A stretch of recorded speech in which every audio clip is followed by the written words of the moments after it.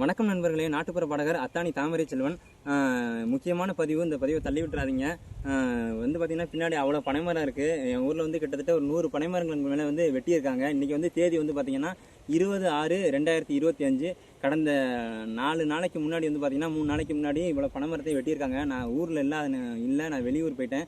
வந்து பார்த்தப்ப பார்த்தீங்கன்னா இவ்வளோ பனைமரம் வெட்டப்பட்டிருக்கு. இங்கே மட்டும் இல்லை, அங்கனைக்கு வந்து பார்த்திங்கன்னா வயக்காட்டுக்குள்ள உள்ள மரம் அத்தனை மரங்களையும் வெட்டியிருக்காங்க. பனைமர பாதுகாப்பு இயக்கத்தில் இருக்கக்கூடியவங்க யாராக இருந்தாலும் தயவுசெய்து என்னை காண்டாக்ட் பண்ணுங்கள். என்னுடைய மொபைல் நம்பர் வந்து கீழே நான் கொடுத்துருக்கேன். அந்த மொபைல் நம்பருக்கு என்னை காண்டாக்ட் பண்ணுங்கள். என்னுடைய மொபைல் நம்பர் வந்து 86 75 96 84 29. இதுதான் என்னுடைய மொபைல் நம்பரு.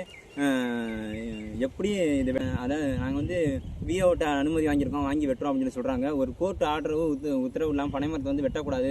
தமிழ்நாட்டோட தேசிய மரம் பனைமரம் அப்படின்னு சொல்லி சொல்கிறோம். பனைமரத்தை வெட்டினா கேஸு அப்படின்னு சொல்லி சொல்கிறோம். இங்கே வந்து அசால்ட்டாக வெட்டிட்டு போகிறாங்க. இது வந்து பார்த்திங்கன்னா புதுக்கோட்டை மாவட்டம் அறந்தாங்கி வட்டம் அத்தானி அப்படின்ற கிராமம். எங்கள் அத்தானி பஞ்சாயத்தில் இருக்கக்கூடிய பிரசிடென்ட்டு, கவுன்சிலரு, விஓஓ இவங்கெல்லாம் வந்து என்ன பண்ணுறாங்க அப்படின்னு தெரியல. இவங்களோட அனுமதி இல்லாமல் எப்படி எங்கள் ஊரில் இவ்வளோ பனைமரத்தை வெட்டினாங்க அப்படின்றது தான் என்னுடைய கேள்வி. தயவுசெய்து இந்த மாதிரி பனைமரத்தை இனிமேல் யாருமே வெட்டக்கூடாது. இந்த மாதிரி பனைமரத்தை வெட்டுறவங்களுக்கு வந்து தக்க தண்டனை வந்து அரசு அளிக்கணும் அப்படின்றதுக்காண்டி தான் இந்த பதிவு.